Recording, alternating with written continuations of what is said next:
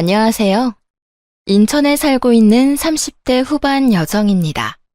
요즘 저는 남편과 이혼하고 매일 새로운 삶을 살고 있어요. 세상은 넓고 사람들은 제각기 이유로 이혼을 하잖아요. 그럼에도 냉장고 때문에 남편과 헤어졌다고 말하면 주변 사람들은 농담하는 줄로만 알더군요. 냉장고가 원인이기도 하지만 여러 다른 이유도 분명 있긴 합니다. 차마 가까운 사람들에겐 이러쿵 저러쿵 다 말하지 못했던 속사정이지만 오늘 여기에 속 시원히 털어놓고 가고 싶네요. 여러분도 제 이야기 끝까지 함께 들어주신다면 정말 감사하겠습니다. 남편과의 첫 만남은 지극히 평범하게 이루어졌어요.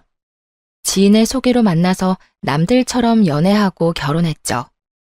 저는 여자치고 벌이가 있는 편이라 남자의 수입에는 크게 관심이 없었어요. 연봉이 너무 적지만 않다면야 저보다 못 벌어도 상관없었고요. 이건 남편을 만나기 전에도 항상 생각하고 있던 거였어요. 배우자가 될 사람은 그저 본인의 몫만 잘해주면 괜찮다고 생각했죠. 그랬기에 결혼하기 전 가장 중요하게 생각하고 유심히 본 건 성격이었어요. 돈 잘 버는 사람보다 성격 좋고 무던한 남자를 만나야 부부싸움을 해도 금방 풀고 오래오래 잘 살 수 있을 줄 알았죠. 그런데 막상 결혼 생활을 해보니 시댁 식구들이 제일 큰 문제였습니다. 남편도 자기 가족들을 챙기느라 너무나도 실망스러운 모습만을 보여줬고요. 연애할 때는 순하고 착한 줄로만 알았는데 결혼해보니 엄청 우유부단한 남편, 그리고 며느리 물건을 탐내는 도벽 있는 시모와 신우. 그들 사이에서 하마터면 속 터질 뻔했답니다. 남편의 여동생인 신우는 결혼 전부터 먼저 적극적으로 다가왔어요. 낯가림도 없는지 아주 살갑게 굴며 자매처럼 친하게 지내자더군요. 저야 살가운 신우 미워할 이유가 있겠어요? 그냥 처음에는 아무것도 모르고 여동생 생긴 기분이라 좋았습니다. 그런데 신우를 가까이 하다 보니 마음에 걸리는 것들을 하나둘 발견하기 시작했어요. 시부가 안 계셔서 그런가? 신우가 자꾸 남편에게 기대려는 거예요. 아주 사소한 집안일부터 시작해서 크게는 경제적인 부분까지.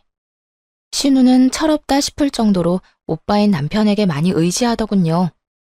아니, 신우뿐 아니라 시모 역시도 결혼한 아들을 여전히 가장 취급하며 의지했어요. 처음에는 남편이 여자뿐인 집안의 가장이었으니 가끔은 도울 수 있겠다 싶었어요. 하지만 신우와 시모는 생활비조차 조금도 자기들 손으로 벌지 않으려는 눈치였죠. 그러기엔 남편 수입이 그리 대단한 것도 아니었기에 그 상황을 알게 된 후 계속해서 지켜볼 수만은 없었습니다. 저와 새 가정을 꾸렸는데 계속 경제적으로 도움을 주는 건 아니라고 생각했거든요. 그리고 그 정도 했으면 아들과 오빠로서의 도리는 다 했다 싶었어요. 하지만 남편은 문제를 제기하는 저를 오히려 이상하게 여기며 안일하게 굴더군요. 저도 불같은 성격은 아닌데 너무 답답해서 정신 좀 차리라고 따끔하게 말해줬죠. 당신도 이제 집에서 경제적으로 독립해야지. 당장 일할 수 있게 도와주는 거면 또 몰라. 어머님이랑 아가씨가 몸이 불편하거나 어디 아픈 것도 아닌데 계속 이렇게 생활비를 주는 건 난 아니라고 생각해. 어이, 그렇기는 하지만 그래도 어떻게 장남인 내가 딱 잘라서 이제 못 도와준다고 말하겠어? 그것도 아버지 없이 평생 나만 보고 살아왔던 사람들한테. 그럼 나는? 이제 우리 부부잖아. 내가 아무리 당신보다 여유롭다고 해도 당신이 책임질 사람은 어머님이랑 아가씨가 아니라 나야. 다 알게 된 이상 나도 가만히 보고 있을 수만은 없어. 그리고 당신 나중에 우리 아이 태어나도 그렇게 무책임하게 말할 거야? 이런 상황은 결혼 전에 나한테 미리 다 언질해줬어야지. 왜 그동안 한마디도 안 한 거야? 당신 너무 냉정하게 말하는 거 아니야?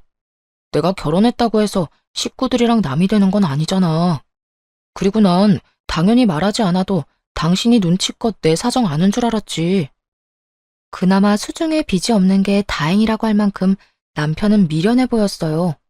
아니, 그런 남자인 줄도 모르고 결혼한 제가 더 미련했던 거겠죠. 남편이 모두를 책임질 수 있을 만큼 충분히 벌기만 했다면 시댁 좀 도와준다고 한들 뭐라고 잔소리나 했겠어요? 남편은 본인이 열심히 일해서 보는 돈임에도 욕심이나 집착이 없었어요. 그렇게 대책 없이 살다가는 금방 빚더미에 앉을 것 같았죠. 그래서 눈치를 살살 보면서도 시댁을 돕고 싶다는 남편에게 단호히 말했습니다. 이 부분을 바로잡지 않으면 이혼할 수밖에 없다고요. 그랬더니 남편이 화들짝 놀라서 이딴 걸로 무슨 이혼이냐더군요. 두 손 모아 싹싹 빌며 이렇게도 말했어요. 제가 돈도 잘 버는데 시댁에 쓰는 푼돈은 눈 감아주면 안 되냐고요. 그런 남편에게 처음이자 마지막으로 딱 한 번만 기회를 주겠다고 경고했어요. 그리고 생활비 및 결혼 생활에 드는 모든 비용을 반반씩 부담하겠다고 선언했죠. 그때까지는 사실 너무 바빠서 지출에 대해 크게 생각 안 했었거든요. 그런데 뒤늦게 살펴보니 결혼 후 몇 개월간 거의 제 카드만 썼더라고요. 너무 화가 나서 진짜 불쌍한 건 사지 멀쩡한 시모와 신우가 아니라 결혼한 지 얼마 안 됐는데 이혼당하게 생긴 당신이라고 일깨워줬어요. 뒤늦게 상황 파악한 남편은 너무 미안하다며 어떻게 하면 되겠냐고 물었죠. 어떡하긴 뭘 어떡해. 당장 하루라도 빨리 어머님이랑 아가씨 자리 잡을 수 있게 도와줘야지. 따끔한 조언에 남편은 황급하게 여기저기 일자리를 알아보더군요. 처음에는 전혀 믿음이 안 갔는데 이혼당하기는 진짜 싫었나 봐요. 곧바로 시모와 신우에게 적당한 일자리를 소개해 주더라고요. 취업 준비생으로 오래 놀고 먹은 신우는 카페에 취직했고, 시모는 단 몇 시간이라도 일할 수 있는 찜질방 카운터 알바를 했어요. 일이 잘 해결되는 듯하자 남편은 한 수 배웠다며 고마워하더군요. 진작 이렇게 하지 못한 걸 후회하며 자책하기도 했죠. 저더러 냉정하다고 할 때는 언제고 좀 웃기죠? 한편으로는 평생 시모랑 신우를 뒷바라지한 그 모습이 애잔해 보이기도 했어요. 그런데 남편 말고 정신 못 차린 사람은 따로 있더군요. 신우가 카페에서 월급을 받았다며 밥을 사겠다고 한 날이었어요. 첫 월급 받자마자 대접하겠다고 해서 솔직히 좀 놀랐었죠. 그래도 자기가 번 돈으로 조금이나마 가족들과 나누는구나 싶어서 기특했어요. 나중에는 그게 신우가 염치 없는 행동을 하기 전에 까는 밑밥인 걸 알게 됐지만요. 새언니, 정말 마음 같아서는 커피까지 멋지게 쏘고 싶은데 아직은 버는 돈이 많지 않아서 오늘은 식사만 살게요. 아가씨, 커피는 당연히 내가 사야죠. 밥 맛있게 잘 먹었어요. 우리 종종 이렇게 밖에서 만나요? 저 오늘 너무 기분 좋아요. 그렇게 세상 해막던 신우가 갑자기 땅이 꺼질 만큼 한숨을 쉬지 뭐예요. 아무래도 처음 자기 손으로 직접 밥벌이를 해서 어지간히 힘든가 보다 했죠. 세상살이 만만치 않다는 걸 배워가는 과정이라고 생각하라며 위로해줬어요. 아가씨, 이렇게 열심히 살다 보면 더 좋은 날이 올 거예요. 그러니까 화이팅! 그나저나 카페 일 많이 힘들어요? 카페는 일이 많고 힘들긴 한데 사람들이 많아서 재밌긴 해요. 그건 그렇고 다음 주에 서류 합격한 회사 면접 보러 가거든요. 어머, 오빠도 알아요? 요즘 서류 합격도 어려울 텐데. 축하는 좀 이르긴 하지만 아가씨, 진짜 축하해요. 고마워요, 새언니. 오빠한테는 아직 말 못했어요. 합격하기 전에 괜히 말했다가 최종에서 불합격하면 창피하잖아요. 그 대신 새언니가 팁 좀 주시면 안 돼요? 그래요, 당연히 도울게요. 뭐든 물어봐요. 팁을 달라는 신우의 말에 침을 튀겨가며 면접 노하우를 방출했어요. 그런데 어쩐지 신우는 집중하지 못하는 눈치였죠. 반응이 뜨뜨미지근하길래 왜 그러냐고 했는데 그제야 신우가 눈치를 보며 면접 때 입을 정장이랑 구두가 없다며 울상을 짓더군요. 솔직히 처음에는 이해되지도 않고 당황스러웠어요. 면접을 코앞에 두고 왜 미리 기본적인 것들을 준비 안 했을까 싶었거든요. 당장 며칠 후가 면접이라는데 저 밥 사주기 전에 면접부터 챙기는 게 맞잖아요. 제 여동생이 그랬다면 당장 쓴소리 했을 텐데 신우니까 속으로만 생각했죠. 결국에는 제 정장을 빌려주기로 했습니다. 기왕이면 좋은 마음으로 신우가 최종 합격하길 바라면서요. 그리고 고민이 해결됐다는 듯 기뻐하는 신우한테 이 말을 잊지 않고 덧붙였네요. 그런데 아가씨, 이제는 면접 볼 일 많을 테니까 한 벌쯤은 정장 맞춰놔요. 구두도 하나 사놓고요. 꼭 면접 때문이 아니더라도 말끔한 정장이랑 구두 하나씩은 있어야 해요. 앞으로 필요할 일이 많을 거예요. 네, 네. 새언니 말 잘 새겨들을게요. 신우에게 빌려준 건 맞춤 정장이라 아무래도 핏이 잘 맞지 않으니 나중에 꼭 본인 것을 사라고 강조했죠. 그러자 신우는 다음 월급을 받으면 꼭 사겠다고 다짐하더군요. 그리고 구두는 사이즈가 달라서 백화점에 데려가 큰맘 먹고 좋은 거 하나 사줬어요. 이에 또 엄청 감동을 받았는지 신우가 울먹이더라고요. 새언니가 아니라 마치 친언니 같다고 하면서요. 면접을 야무지게 잘 끝낸 후 신우는 알아서 세탁까지의 정장을 돌려줬습니다. 비록 회사에는 불합격했지만 그런 센스 있는 신우가 뭘 하든 잘하겠다 싶었죠. 하지만 훈훈한 일은 여기까지였어요. 정장 한 번 빌린 그 이후로 신우의 진상짓이 시작됐거든요. 처음 면접 봤을 때 포함해서 딱 3번까지는 신우에게 정장을 빌려줬거든요. 그런데 매번 신우는 맡겨놓은 물건 찾듯 당연하게 옷을 빌리려 하더군요. 처음에 보였던 겸손함과 미안함은 어디로 갔는지 뭔가 필요할 때마다 제게서 빌리는 걸 당연하게 생각하는 눈치였어요. 하지만 나중에 관계가 틀어질까봐 3번 이후부터는 딱 잘라 거절했습니다. 그리고 남편에게 이런 상황들 때문에 불편하다고 설명했어요. 그랬더니 남편은 어릴 때도 종종 신우가 자기 물건 욕심냈다며 대신 사과하더군요. 남편이 주의를 줬는지 더 이상 신우에게서 개인적인 연락은 오지 않았어요. 그런데 신혼집 인테리어 공사가 끝난 후 집들이 할 때 또 사건이 터졌죠. 다들 식사 맛있게 하고 뒷정리하고 있었는데 신우가 안 보이더군요. 화장실에 갔나 싶었는데 드레스룸에서 갑자기 인기척이 났어요. 아가씨, 지금 여기서 뭐해요? 깜짝이야. 새언니, 소리도 없이 갑자기 나타나서 놀랐잖아요. 화장실 다녀오는 길에 궁금해서 구경 좀 했어요. 괜찮죠? 근데 새언니는 옷뿐만 아니라 가방이며 시계며 진짜 없는 게 없네요. 저랑 이 가방 잘 어울리죠? 어때요? 딱 내 스타일인데. 아무래도 이런 건 비싸죠? 아가씨, 이 방 주인인 내가 더 놀랐어요. 아무리 집으로 초대했다지만 이렇게 허락도 없이. 네? 제가 남도 아닌데 왜 이렇게 예민하게 굴어요? 근데 새언니 있잖아요. 저번에 입고 있던 베이지색 투피스 있죠? 저 내일 동창 결혼식 가는데 좀 빌려주면 안 돼요?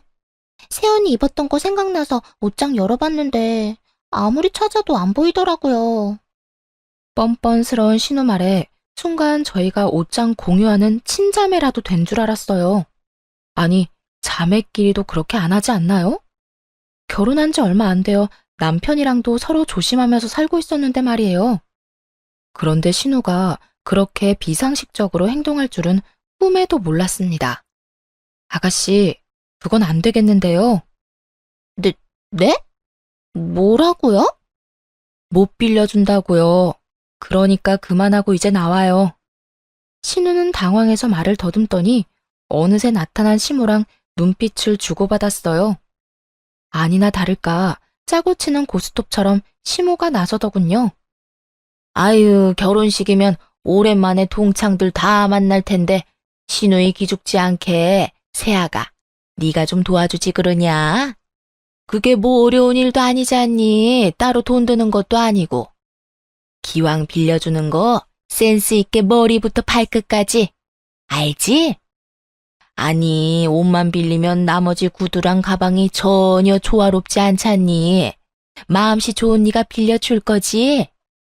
무슨 옷이며 가방이며 사람을 물건 렌탈해주는 업체로 아는 건지 뭐라 대답하기도 전에 신우와 시모가 구두와 가방을 순식간에 집어들더군요.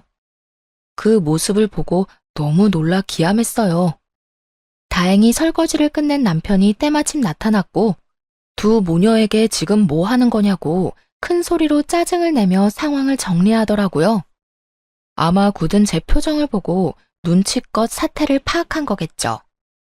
난 그냥 오빠 집 처음 왔으니까 신기해서 구경 좀 한 거야. 너 지금 그게 구경하는 거야? 아님 쇼핑하는 거야? 당장 손에 든 물건들 안 내려놔? 아니, 애초에 허락은 받고 만지는 거야? 여긴 나 혼자가 아니라 이 사람이랑 나, 두 사람 공간이야. 너는 어려서부터 내 물건에 마음대로 손대더니 아직도 그러냐? 아, 네 나이를 생각해, 이 녀석아. 엄마도요. 다 큰 딸이 저러면 말려야지. 왜 옆에서 더 거들고 있어요, 도대체? 아유, 이놈아. 내가 말한다고 저 계집애가 내 말을 듣냐? 그런데 조금 이상하기는 했어요. 제가 나서지 않게끔 남편이 일부러 더 역정을 내는 것 같았거든요. 그래서 굳이 말을 보태지는 않고 있었는데 신우는 끝까지 눈치가 없더라고요. 한껏 울상을 지으면서도 이번 딱 한 번만 빌려달라고 애원했으니 말이에요. 그러면서도 친구 결혼식 말고도 또 다른 중요한 면접이 있다면서 남편한테 프로포즈 선물로 받은 가방을 손가락으로 가리켰죠. 모두가 불편한 그런 상황에서도 면접 핑계를 또 대는 신우가 우스웠어요. 그래서 더 이상 그런 방법은 통하지 않는다는 걸 정확히 알려주고 싶었어요. 진짜 저 가방만 있으면 이번 면접 정말 잘 볼 것 같은데. 아가씨, 제가 조언 하나만 해도 돼요? 면접관이랑 회사는 면접자가 드는 가방에 그다지 관심 없어요. 그 사람 능력에 관심이 있죠. 그 말은 즉, 절대 저 가방이 아가씨 스펙이 될 수는 없다는 거예요. 태언니, 이 사람 말이 맞아. 솔직히 너 스펙 좋지 않잖아. 그럼 면접 질문에 대응할 생각을 해야지 어떻게 꾸밀 생각만 하냐? 씨, 오빠까지 진짜 왜 그래? 누구 편이야? 너 지금 그걸 말이라고 하냐? 누구 편이긴 당연히 내 마누라 편이지. 어리광 그만 부려. 제가 일침을 날리고 남편까지 나무라자 창피했는지 신우의 얼굴이 달아오르더군요. 시모도 그제야 신우 등짝 때리면서 밥 다 먹었으면 집에나 가자며 부산을 떨었어요. 진심인지는 모르겠으나 신우도 얼렁뚱땅 사과하긴 했고요. 남편 역시 창백해진 얼굴로 정말 미안하다고 사죄했어요. 만약 그때 남편이 신우 편을 들었다면 정이 떨어졌을 거예요. 그런데 더 큰 사건이 그 이후에 일어났습니다. 어느 날 보니 신우가 탐냈던 그 가방이 드레스룸에 없는 거예요. 중요한 자리에 들고 가려고 아껴뒀던 가방이 사라졌으니 꽤나 당황스러웠어요. 같이 진열해 놓은 상자와 쇼핑백제로 없어졌다고 곧바로 남편에게 전화했죠. 당연히 그때까지는 신우 손에 가방이 있으리라고는 상상도 못했습니다. 여보, 당신이 사준 내 가방 아무리 찾아도 안 보이는데? 설마 우리 집에 도둑이라도 든 건가? 혹시나 도둑이 들었으면 어쩌지 하고 안절부절 못하는데 이어지는 남편의 말을 듣고는 온몸에 소름이 끼쳤어요.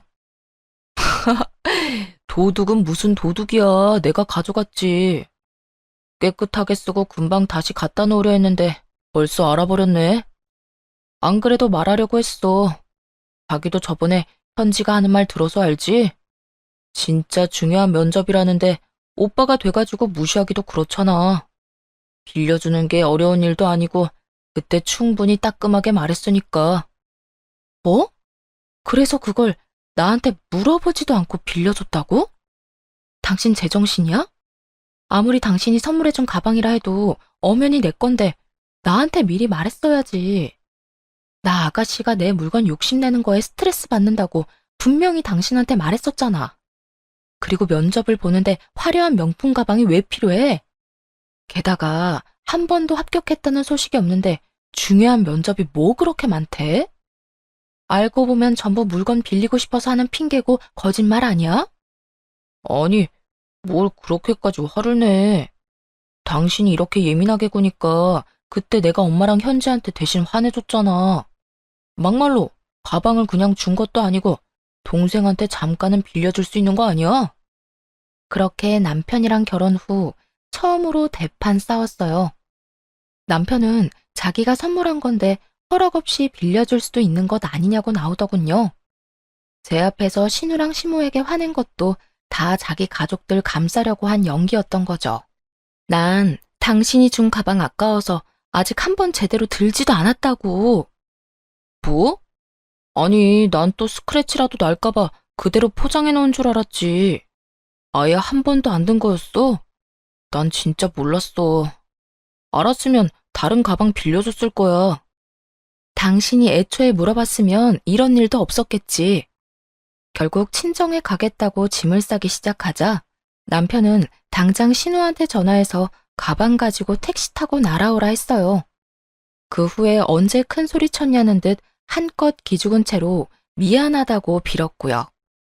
또 이러면 이혼당해도 입도 뻥긋 안 할 테니 한 번만 봐달라고 무릎도 꿇었죠. 그럼에도 미동도 하지 않자 남편은 급기야 자책까지 하더군요. 그냥 가방도 아니고 부부 사이에 의미 있는 선물인데 본인이 너무 심했다면서요.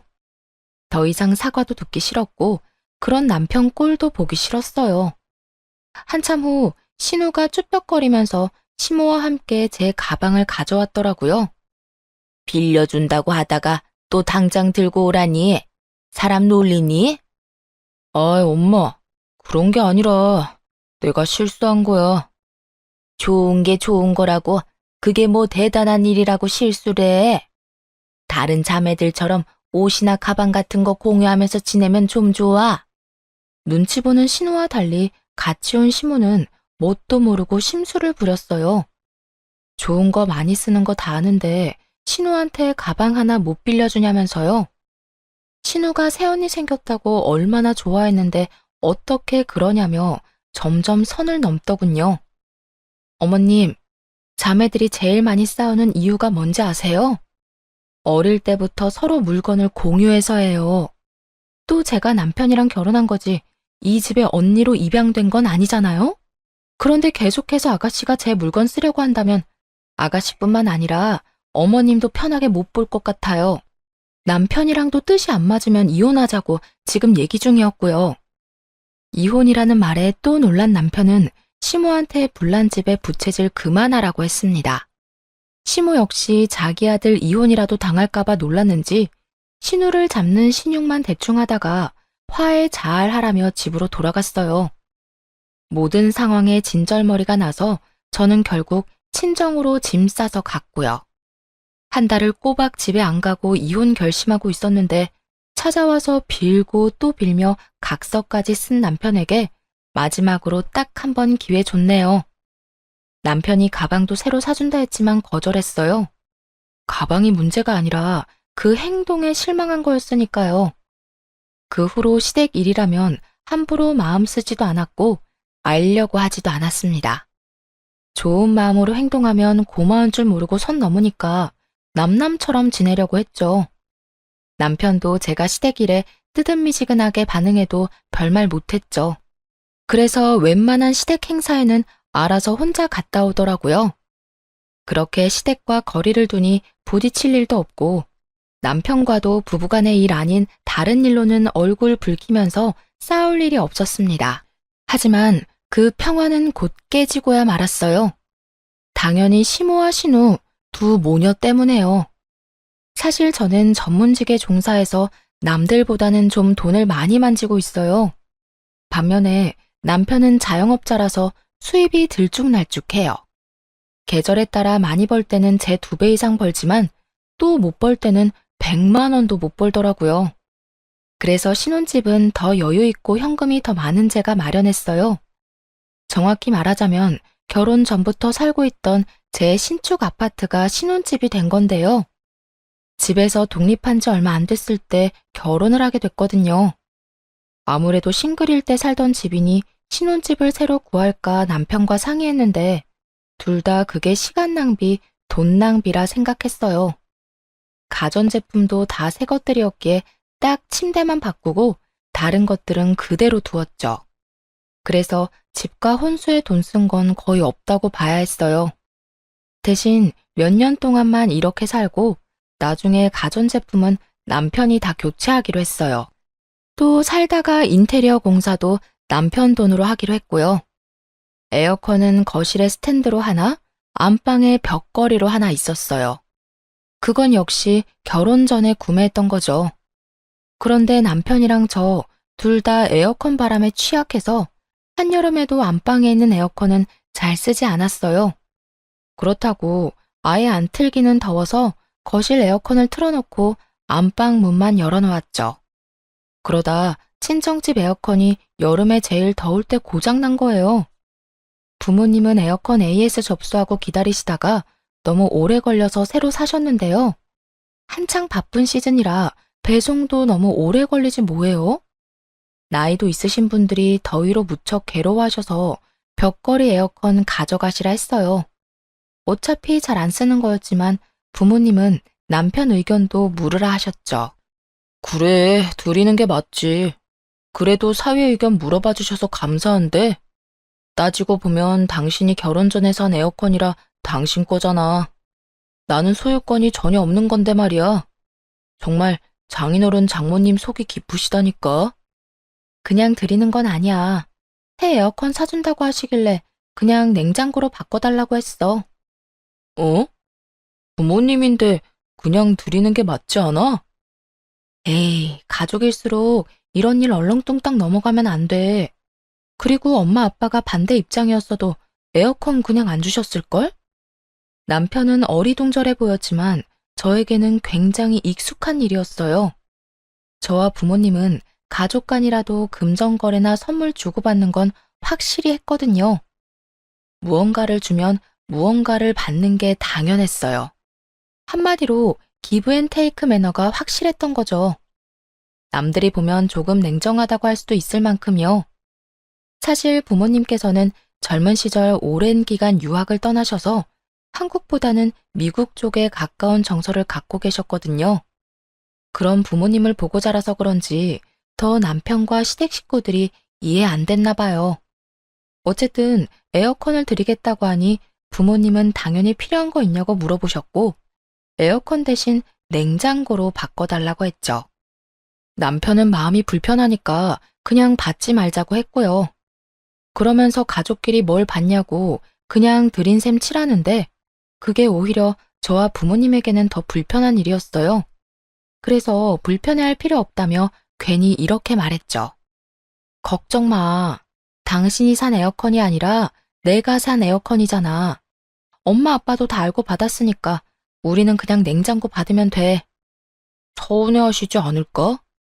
전혀. 두 분 성격에 오히려 안 받는다고 하면 화내실지 몰라. 그렇게 냉장고를 당분간 2개 쓸까 했는데 원래 쓰던 냉장고가 생각보다 자리를 차지해서 중고마켓에 팔려고 했어요. 그런데 남편이 인터넷에 올리면 제 값을 못 받는다며 아직 새 냉장고니까 시모한테 사시겠냐고 물어보겠다 하더군요. 친정 부모님에게는 기브앤테이크를 확실히 지킬 수 있었지만 시모한테는 차마 돈 받고 냉장고를 팔 수가 없겠더라고요. 그래서 그럴 거면 그냥 드린다 했어요. 결혼한 지 좀 됐다면 어머님한테 맛있는 거라도 얻어먹고 드렸을 텐데 말이죠. 남편은 제 성격을 알기에 그냥 준다는 말 듣고 얼른 시모한테 전달했고 시모는 신나서 바로 다음날 가지러 온다고 했어요. 남편이랑 제가 평일에는 둘 다 일을 해서 주말에 오시라고 했거든요. 그랬는데도 시모는 마음이 급한지 당장 내일 오겠다 하더군요. 남편이 용달을 알아보겠다 해서 제가 아는 용달차 삼촌께 연락을 드렸습니다. 친정 부모님 에어컨도 옮겨주신 분이었죠. 당연히 용달 비용은 남편이 내기로 했고요.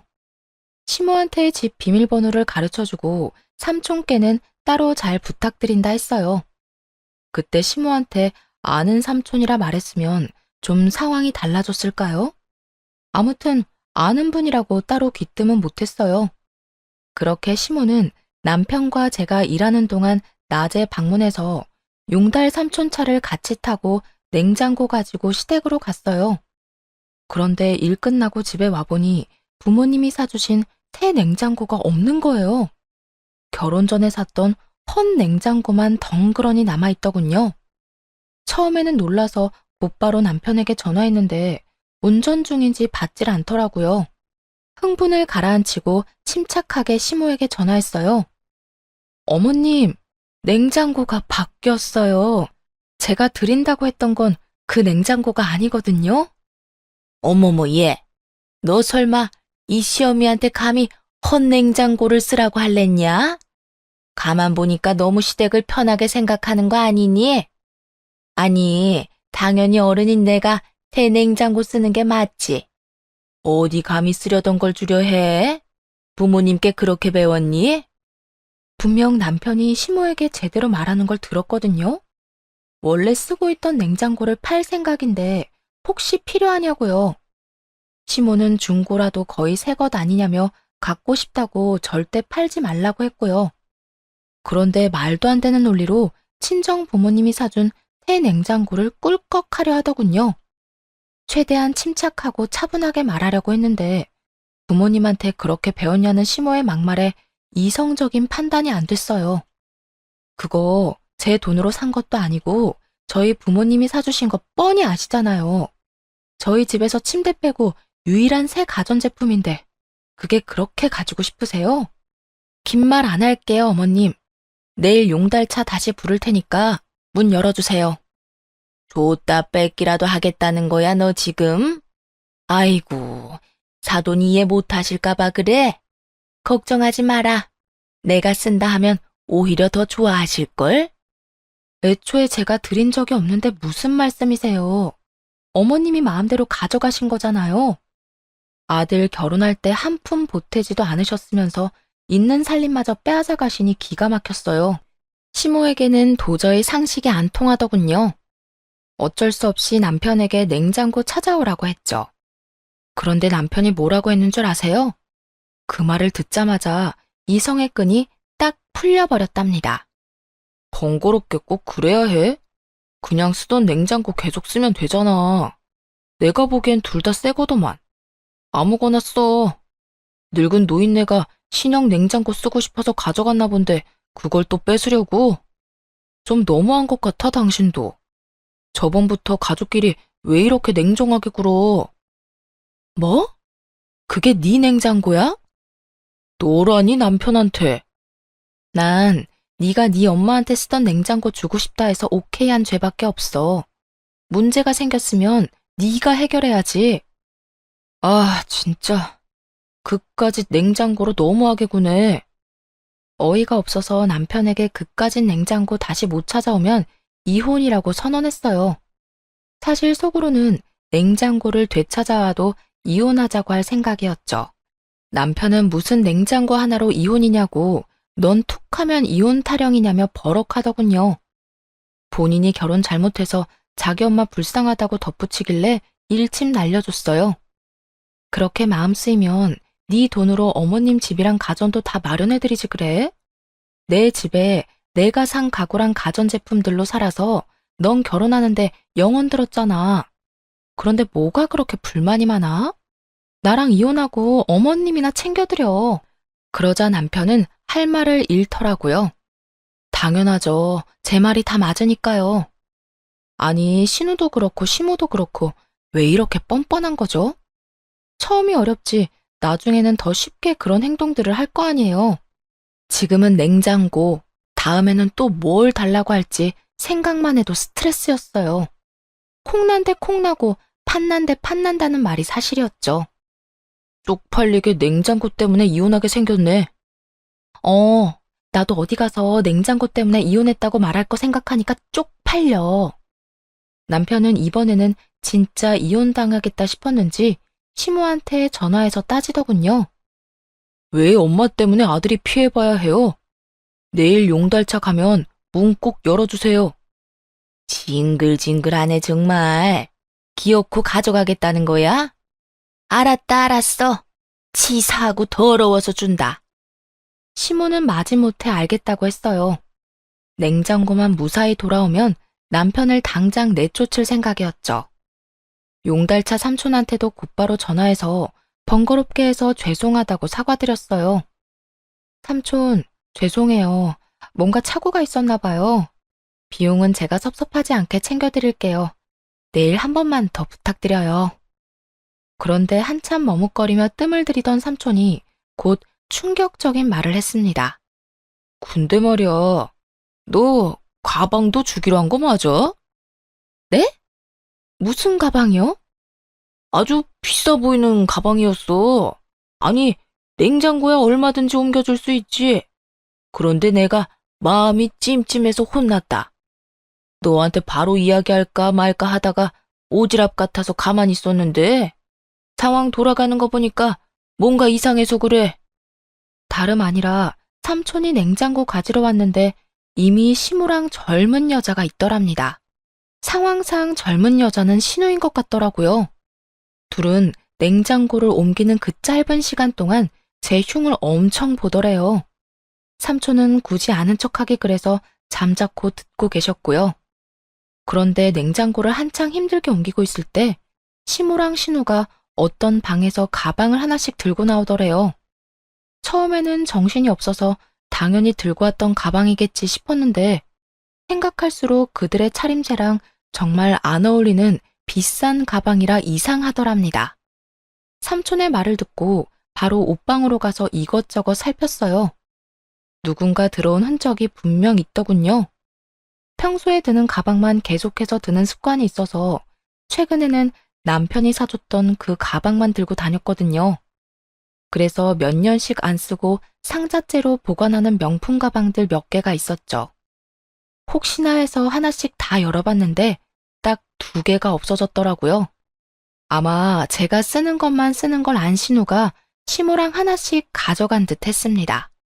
도대체 언제 되돌려 놓으려고 한지는 모르겠지만 너무 괘씸했어요. 냉장고도 삼촌이 옮기는 냉장고가 진짜 이게 맞냐고 몇 번이나 확인하셨대요. 이상했지만 일단 현장에 있는 사람 말 들었다 하시고요. 전 세게 넘은 시무랑 신우를 이제 정말 가만둘 수 없었어요. 남편이었다면 못난 짓 해도 웬만하면 화해하고 넘어가겠지만 시댁 식구의 범죄를 용서할 수는 없잖아요. 다음날 삼촌 덕분에 냉장고 무사히 옮겨놓고 시무한테 직접적으로 말했어요. 어머님, 하실 말씀 없으세요? 너 설마 나한테 사과라도 바라는 거냐? 아니, 너는 무슨 며느리가 이렇게 기운이 세니? 사과는 바라지도 않아요. 혹시 냉장고 옮기는 날 제 방에서 물건 뒤지셨어요? 너 감히 그게 무슨 소리야? 지금 감히 누굴 도둑 취급이니? 찔리니까 고래고래 소리부터 지르는 시모였죠. 감정적으로 말하지 말고 사실만 이야기하라고 기회를 줬어요. 그런데 시모는 그저 가만 안 두겠다고 말하면서 전화를 툭 끊어버렸습니다. 보나마나 남편한테 전화할 거라 생각했어요. 신우에게도 말했지만 역시 비슷한 반응이었죠. 새언니, 진짜 너무하네요. 이제 도둑으로까지 몰아요? 새언니가 그렇게 잘났어요? 왜 이렇게 나랑 엄마를 못 살게 굴어요? 그것밖에 할 말이 없는 거죠? 네, 전 당당해요. 저는 분명 어머님과 아가씨한테 솔직히 말할 기회 드렸어요. 분명히요. 발뺌 많은 두 모녀 두고 용달차 삼촌이랑 바로 경찰서로 갔어요. 물증은 너무나 많았으니 진술하고 절도죄로 신고했죠. 아파트 CCTV에도 용달차 삼촌 차 블랙박스에도 흐릿하지만 제 가방 들고 있는 시모와 신우의 모습이 다 찍혔으니까요. 아무것도 모르는 남편은 퇴근하고 시모랑 함께 왔더군요. 그러면서 자기가 얼마나 참고 살아야 하냐고 울부짖길래 뺨을 날려버렸어요. 참은 건 나인데 네가 도대체 뭘 참았냐고 하면서요. 그래, 차라리 날 때려. 있지도 않은 증거 가지고 우리 엄마랑 내 동생 모욕하는 것보다 그 편이 낫지. 물건 좀 빌려달라고 했었다고 도둑 취급을 해? 그러는 남편 옆으로 시모가 우는 신용하며 다가왔어요. 기회다 싶었는지 세상에 이런 독한 애가 있냐며 저를 욕하면서 남편을 감싸더군요. 가족 사이가 너무 돈독해서 보기 좋네요. 앞으로도 그렇게 서로 위하면서 사시면 되겠어요. 너처럼 가족한테 냉정하게 굴면 벌 받아. 내 걱정은 하지 말고 네 엄마랑 동생이나 걱정해. 뭐? 걱정을 왜 해? 벌은 내가 아니라 저 두 사람이 받을 거거든. 그게 다 무슨 소리야? 지금까지 내가 한 말 못 알아들었어? 어머님이랑 아가씨가 내 가방 훔쳐갔다고 냉장고 가지러 온 날 말이야. 그거야 그냥 심증 아니야? 잘 찾아봐. 우리 엄마랑 동생이 남의 물건을 막 훔칠 사람들은 아니라고. 증거 없이 내가 이럴까봐? 경찰서에 접수한 종이 보여주니까 남편 동공이 그때부터 미친 듯이 흔들렸어요. 그걸 보기 전까지는 바보같이 시무랑 신우를 정말 믿긴 했나 봐요. 정확한 증거도 없이 그걸 또 신고했어? 너 정말 나랑 끝내고 싶어? 아직 상황 파악 못하는 건 시모도 마찬가지였어요. 중얼거리는 남편의 말을 못 들었는지 끝까지 발뺌하더군요. 아들, 내가 착각해서 새 냉장고 가져간 건 정말 잘못했어. 그런데 가방이라니 당치도 않다. 감히 시댁 식구들 도둑 취급하는 건 정말 아니지 않니? 그때 신우가 저희 집 비밀번호를 누르고 뒤늦게 들어왔어요. 저번에 비밀번호를 알려주기는 했지만 제 집인 양 들어오는 모습이 기가 막혔죠. 보통 본인 집 아니면 벨을 누르고 들어오잖아요. 아가씨, 비밀번호까지 누르고 너무 자연스럽게 들어오시네요. 우리 오빠 집인데 내가 그렇게 못할 이유 있어요? 그래, 내 아들 집이기도 하지 않니? 시모와 신우는 대단한 착각을 하고 있었어요. 신혼집이 공동명의인 줄 알았나 봅니다. 저를 얼마나 호구로 봤으면 그랬을까요? 남편은 시모와 신우의 말에 당황한 듯 싶었어요. 그 와중에 신우는 또 정신 못 차리고 빈손으로 왔더군요. 이혼은 하더라도 가방 가져와서 반송했으면 어느 정도 합의는 해주려고 했거든요. 짧게 살다가는 인생인데 세상에 굳이 적을 두고 싶진 않아서 웬만하면 안 좋은 일도 적당히 넘어가는 편이었어요. 하지만 그날 이후로 당한 건 확실히 되돌려주는 성격으로 변했네요. 그래야 더 이상 뒤탈도 없겠더라고요. 아직 연락 못 받으셨나 봐요. 무슨? 경찰서에서요. 아마 내일쯤 조사받으러 오라고 연락하겠네요. 너 무슨 증거가 있다고? 여기 뭐 집안에 CCTV라도 있어? 남편도 그쯤 되자 머뭇거리다가 진짜 증거가 있는 거냐고 묻더군요. 시모랑 신우가 의심은 가는데 차마 편은 못 드는 모양이었어요. 다들 저를 너무 우습게 하는 것 같은데 증거도 없이 경찰서에 갔을까 봐요. 그리고 하나 말씀 안 드린 게 있는데 냉장고 옮겨주신 분 아빠 아시는 분이거든요. 제가 삼촌이라고 부르는 친한 분이라고요. 뭐? 그 인간 어쩐지 기분 나쁘게 힐끔거리며 쳐다보더라. 냉장고나 옮길 것이지 그새 본 거야? 아이고, 재수도 오지게 없네. 엄마, 어떡해 진짜. 그러니까 내가 세연이 장난 아니라 했잖아. 아니 뭐 가방 좀 쓴다고 탈냐? 당장 다시 갖다 줄 테니까 기다려봐라. 이제 훔쳤다고 인정하신 거죠? 훔치다니 잠깐 빌린 거지. 엄마, 그리고 너 진짜 둘 다 미쳤어? 그걸 대체 왜 가져가? 진짜 도벽 있어? 선은 넘지 말았어야지. 마침 시모랑 신우 휴대폰으로 경찰서에서 전화가 왔어요. 신고 접수요? 가방요? 그런 적 없어요. 진짜로 경찰에 신고를 했다며 시모가 머리채를 잡으려 하더군요. 참나, 적반하장도 유분수죠. 나이든 시모에게는 차마 뭘 할 수는 없으니 대충 피하고 대신 신우뺨을 있는 힘껏 날려버렸습니다. 너 줄곧 내가 친언니 같댔지? 만약 내가 진짜 네 친언니였으면 딱 이렇게 때렸을 거야. 신우는 한 대 맞고 시모 뒤에 숨어버리더라고요. 남편은 길길이 날뛰는 시모한테 그만하라며 잘못을 빌라고 했어요. 그래도 시모가 꿋꿋하게 서 있자 대신 빌기까지 했죠. 이제는 그냥 다 꼴 보기가 싫더라고요. 남편한테 이혼 생각 변함없다고 당장 다 데리고 내 집에서 나가라 했어요. 남편이 어느 정도 체념하고 짐을 챙기기 시작하자 시모의 눈이 뒤집어졌어요. 내 집이라니? 아들, 이 집 결혼하고 공동명의로 한 거 아니었냐? 아, 진짜. 공동명의요? 양심이 있어요, 엄마? 집에 가서 얘기해요. 시모는 제 아파트에 자기 아들 집은 없다는 거 알고 개거품 물었어요. 그때부터 바짓가랑이 잡고 늘어졌죠. 세아가, 내 아들은 아무 잘못도 없어. 아무것도 모르고 늙은 엄마 편든 거지. 다 내가, 그리고 얘가 잘못한 거야.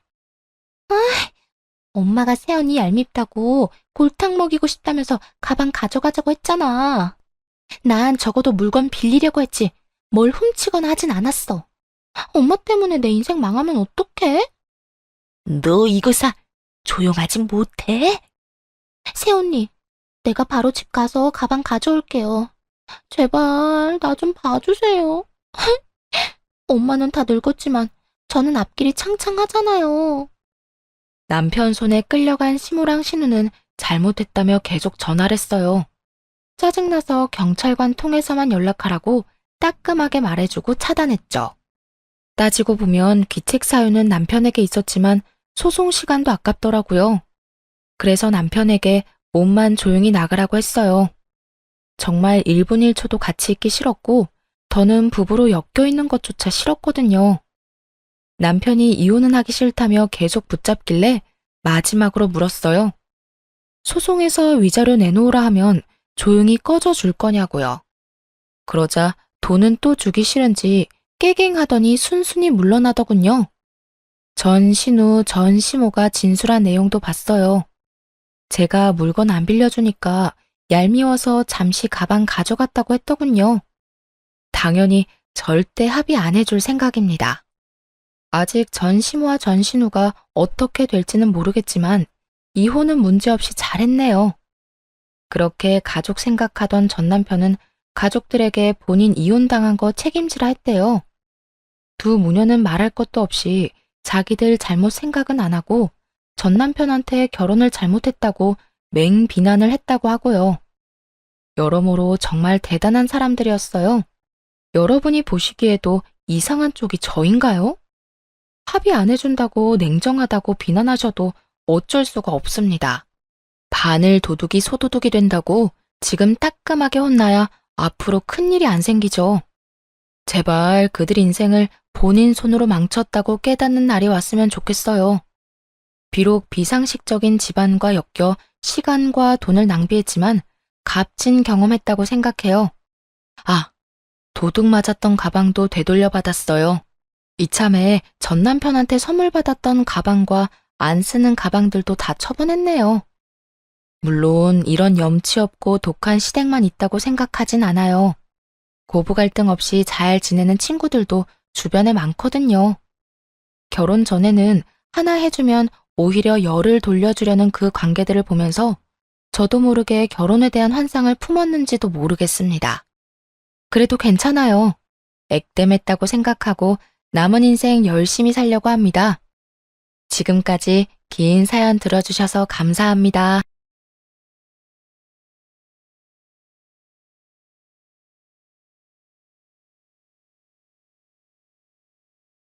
안녕하세요. 경기도에서 개인 공방을 운영하고 있는 여자입니다.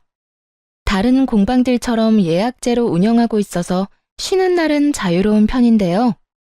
요즘 들어 부쩍 일욕심이 생겨서 휴무 없이 엄청 달렸습니다.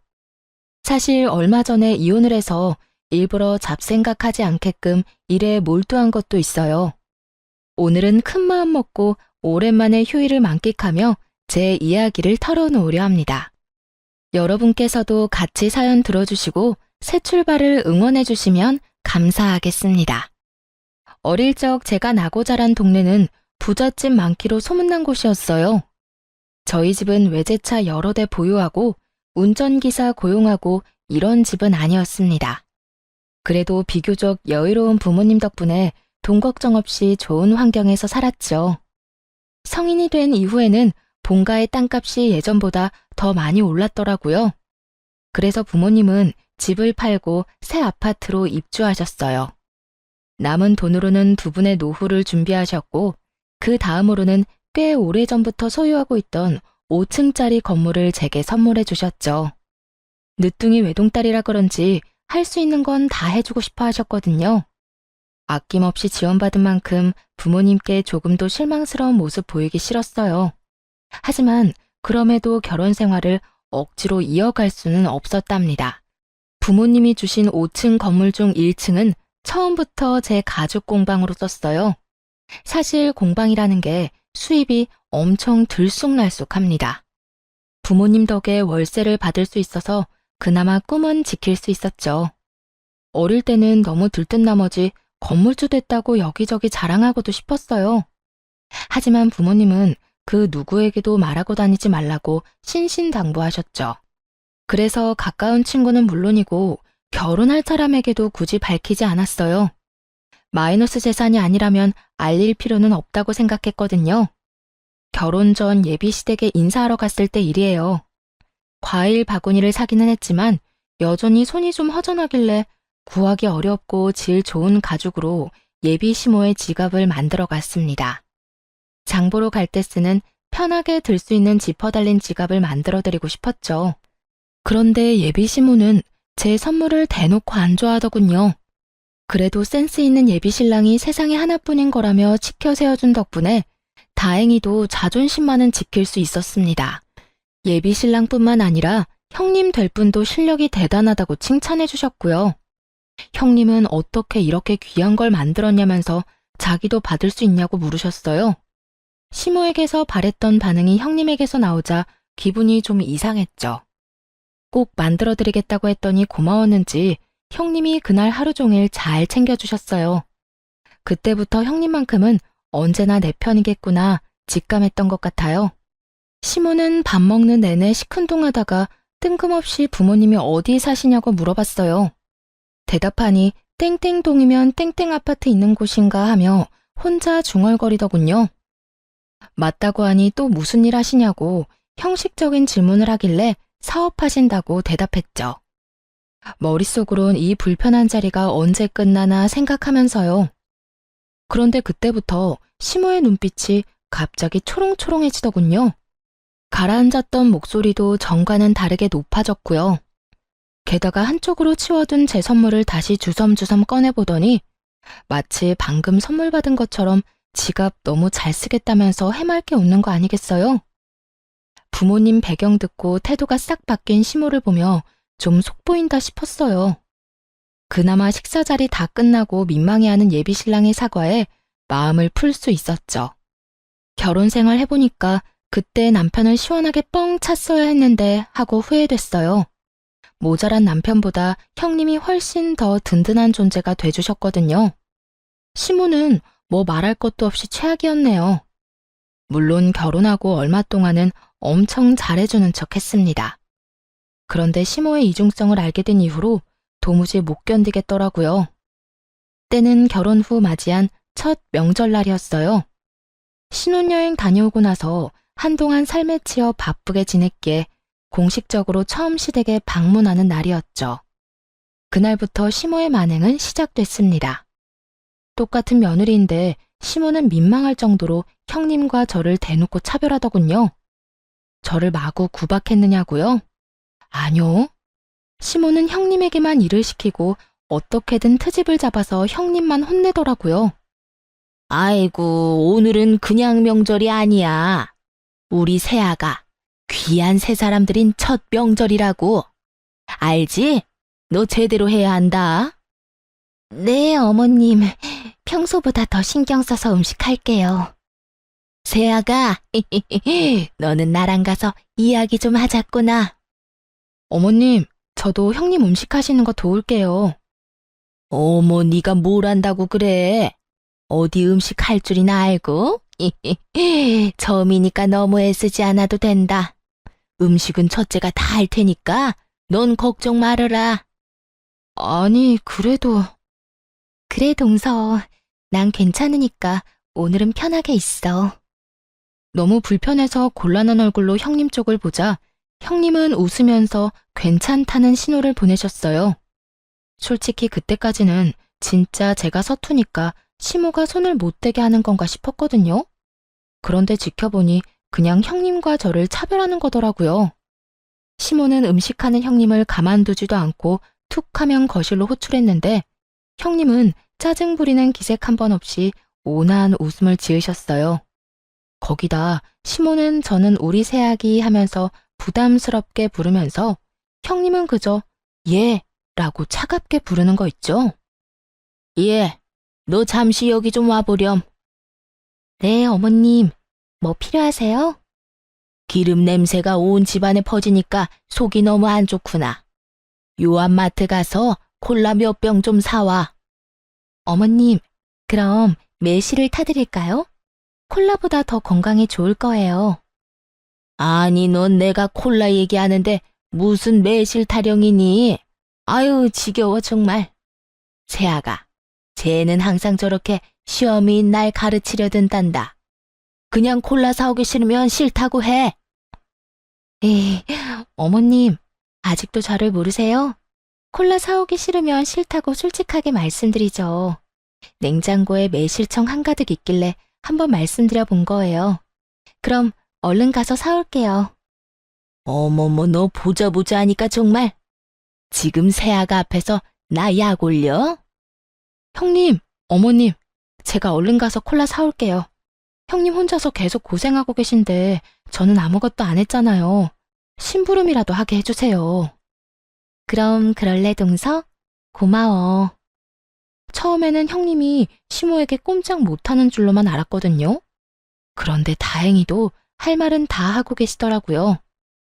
응? 아유, 어쩜 착하기도 해라.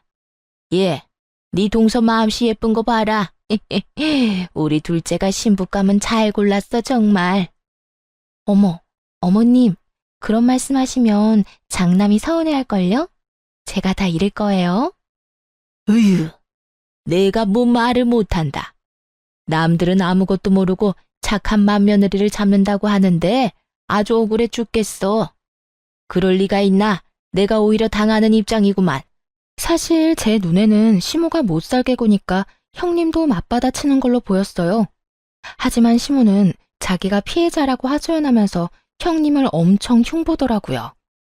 부엌으로 가려고 일어나기라도 하면 냅다 제 손을 붙잡고 안 놓아주더라니까요. 아무튼 콜라를 살 겸 남편에게 SOS를 치려고 마트에 혼자 갔습니다. 새벽부터 가까운 낚시터에 시부랑 아주버님, 남편이 낚시를 하러 갔거든요. 순간 너무나도 불공평하다는 생각이 들었죠. 여자들은 열심히 일하는데 남자들은 놀고 있는 이 상황이 말이에요.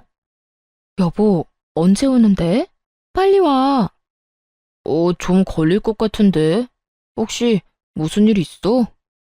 어머님 때문에 나 너무 불편해. 나만 여기 두고 낚시하러 가니까 재밌니? 웬만해서는 무슨 일이 생겨도 흥분하거나 목소리를 높이지 않는데요. 그런 제가 전화 받자마자 소리치니까 남편은 단번에 눈치채고 금방 오겠다고 했어요. 남자들이 도착하자 시모는 언제 놀았냐는 듯 팔을 걷어붙이고 일을 하더군요. 웃긴 건 형님이 거의 음식을 다 했는데 고생했다는 말도 제대로 안 했다는 거예요. 그렇게 시모는 음식하는 신용만 잠시 내다가 곧바로 힘들다며 안방에 쏙 들어가 버렸습니다. 늘 이랬던 건가 싶은 마음에 형님이 참 짠했어요. 한편으로는 좀 바보 같기도 했고요. 저라면 이렇게 당하고만 있지는 않았을 테니까요. 하지만 뭐 어쩌겠어요. 저도 딱히 도움된 건 없으니 음식 차리고 치우는 거라도 똑바로 하자 생각했죠. 소중한 내 남편 낳아준 어머니니까 참는 거야. 다른 이유는 없어. 그런데 형님이 그런 제 마음을 읽은 것처럼 갑자기 웃으며 이렇게 말하더군요. 네? 이건 비밀인데 동서한테만 말해줄게. 사실 우리 남편 나 시댁에서 고생하는 거 다 알아.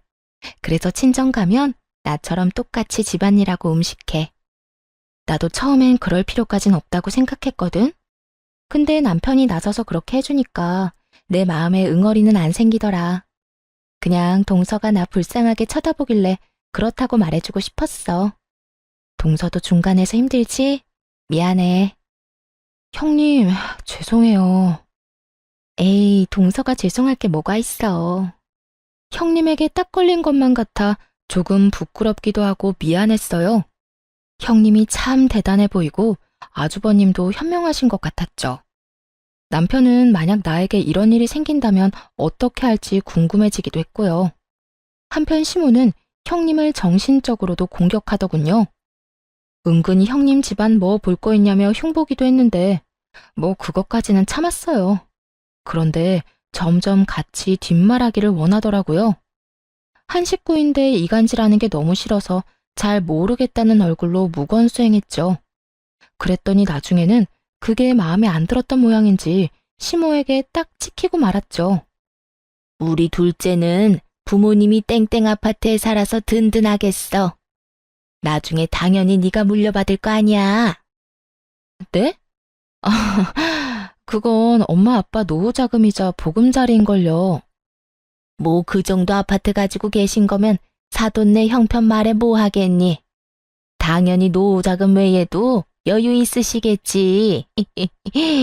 너도 다 물려받을 재산 있으니까 안심하고 돈 안 되는 공방 운영하는 거 아니냐? 그런 거 아니에요, 어머님. 아니긴. 나한테는 솔직히 말해도 된다. 처음에 솔직히 너도 공방하고 아들도 식당 하니까 내가 많이 걱정했거든.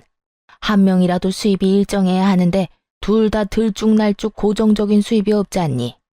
그런데 새아가 친정이 넉넉해서 얼마나 다행인지 몰라. 그 말에 남편을 노려보자 남편은 오히려 으쓱한 눈치더라고요. 전혀 좋게 안 들렸는데 남편은 자기 장가 잘 갔다는 칭찬으로 들었나 봐요. 아이고, 크네. 너는 친정 부모님 안녕하시다니? 나는 평범해도 너무 평범한 네 친정 때문에 내가 며느리 복 없는 줄로만 알았지 않니? 새아가 들어오고 나서야 나도 며느리 복 있는 걸 알았지. 넉넉한 며느리 둘이 들어왔으면 나도 노후 걱정은 없었을 텐데. 말해 뭐하니? 입만 아프다. 으휴.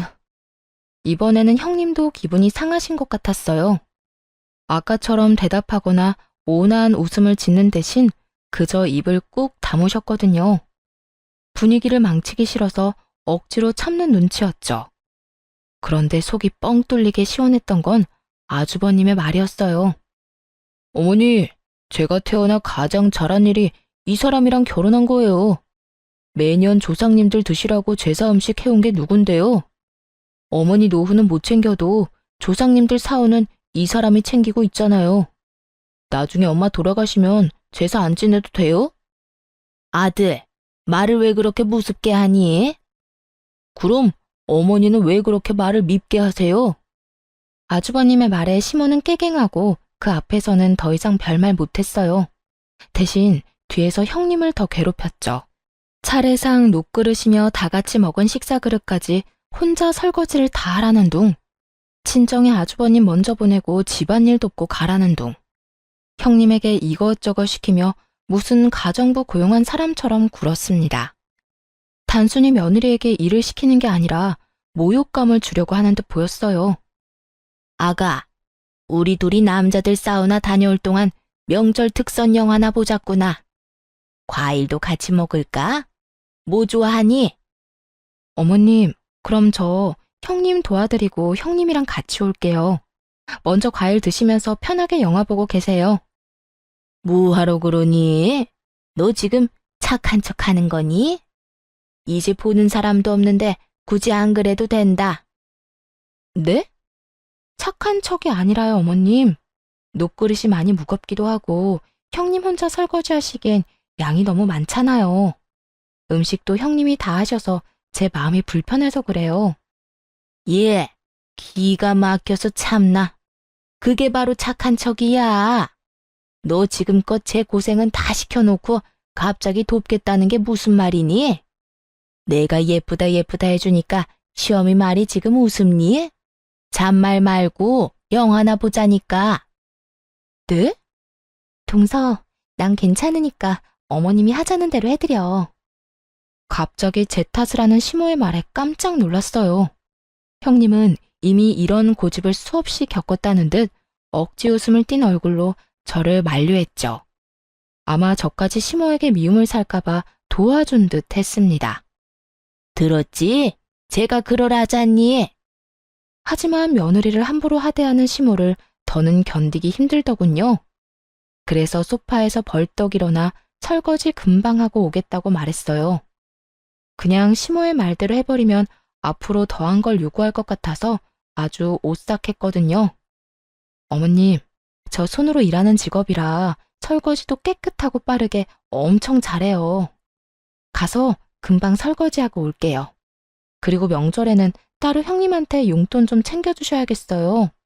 형님 혼자 일을 다 하시잖아요.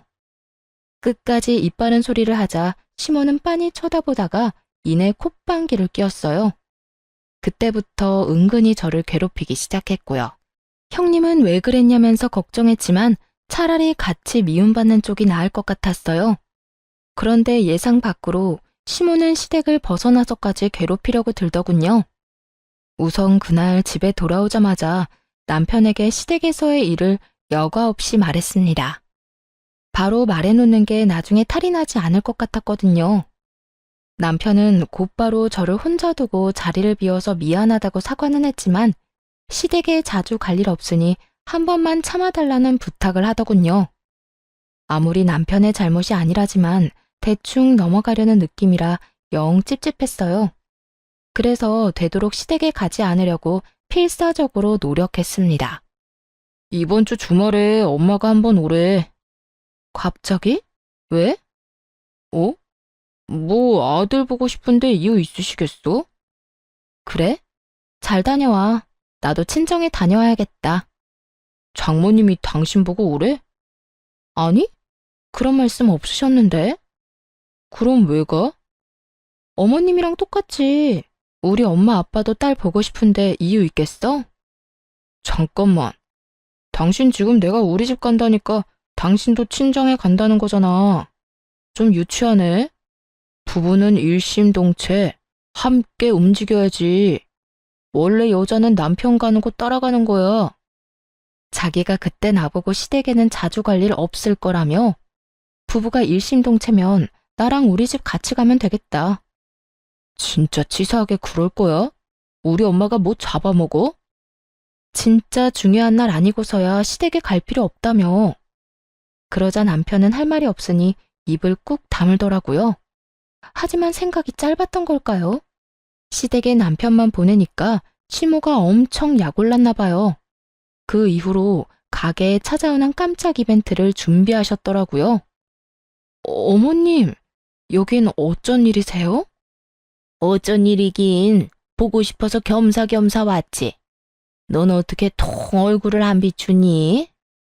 저 보러 여기까지 오신 거예요? 미리 연락해 주셨으면 점심이라도 같이 먹는 건데. 식사는 하셨어요? 아니, 점심은 먹고 왔으니까 됐고, 너 10분이면 준비할 수 있겠지? 네? 그게 무슨 말씀이세요? 도대체 무슨 말인가 싶어서 도시락 먹다가 밥을 묻히고 서서 멍하니 있었네요. 그런데 그 순간 가게 입구가 웅성웅성 하는 거예요. 아니, 너 뭘 멍청하게 서 있니? 걔 하는 사람들 일부러 여기까지 다 데리고 왔다. 너희 공방에도 무료 체험 같은 거 있지? 옆에 애들 귀한 시간 낸 거니까 잘 부탁해. 그리고 얘, 입소문은 아줌마들 입 통하는 게 제일 빨라. 나중에 손님 많아졌다고 나한테 고마워서 절할 거다 아주. 어쩌죠 어머님? 저흰 그런 프로그램 없어요. 미리 말씀하시고 오시지 그러셨어요. 없으면 만들면 되는 거 아니냐? 시험이 위해서 그것도 못해? 예, 오늘 너 예약 없는 거 내가 다 알고 왔어. 인터넷에 검색해보니까 다 나오더만. 어머님, 목요일은 개인적으로 납품할 상품들이 있어서 시간 빼놓은 거예요. 게다가 저 혼자 하는 거라 수용할 수 있는 인원 한계도 있고. 문전박대도 이런 문전박대가 따로 없지. 너 지금 밖에 사람들 서서 쳐다보는 거 안 보여? 정말 날 쪽팔리게 만드는구나. 그냥 한번 그러려니 하고 넘어가면 안 돼? 내가 뭘 알고 데려왔겠니? 다 니 쓰러져가는 공방 홍보하자고 사람들 애써 데리고 왔더니. 시모는 말도 없이 개하는 친구들 모두 끌고 와서는 공방 프로그램을 무료 체험시켜달라며 떼를 썼습니다. 문전박대라는 말에 심장이 쿵쾅거려서 결국 개인적인 일정 다 취소하고 최선을 다해 아무렇지 않은 척 밝게 시모 친구들 대접했네요. 나중에 할 말을 하더라도 그 순간은 참기로 했죠. 다 손님들이고 어른들이니 시모가 망신당하지 않도록 최선을 다해 배려했어요. 어머님, 또 이러시면 정말 곤란해요. 어머님 포함 두세 분까지는 미리 말씀해 주시면 가끔 자리 만들어 드릴게요. 그런데 이렇게 막무가내로 사람들 다 데리고 오시면 안 돼요. 참나, 깐깐하게 굴기는. 시모는 결국 고맙다는 말이나 미안하다는 말도 안 했어요. 100번 양보해서 집까지는 올 수도 있다고 생각했지만 일터를 침범하는 건 정말 아니라고 생각했어요. 그런데 다 알고도 남편은 이해하라고 대수롭지 않게 말하더군요. 난 분명히 이야기했어. 어머님, 한 번만 더 공방에 찾아오시면 나도 어떻게 할지 몰라. 중간에서 가만히 있지 말고 당신이 해결해, 진짜. 당신 왜 이렇게 말을 무섭게 해? 시어머니가 며느리 일터 궁금해서 좀 갈 수도 있지. 당신이랑 또 엄마 일로 싸우기 싫어. 좋은 게 좋은 거잖아. 참고 이번만 좋게 넘어가자, 응? 가만 보니까 당신 언제나 어머님 일이면 얼렁뚱땅 넘어가려 하는구나. 말이 전혀 통하지 않는 우유부단한 남편. 그리고 친구들이랑 조만간 또 공방에 갈 수도 있다고 통보 문자를 보낸 시모. 이 둘을 보니 속이 부글부글 끓었습니다. 오죽했으면 친정엄마에게 이혼을 하고 싶다고 상담까지 했다니까요.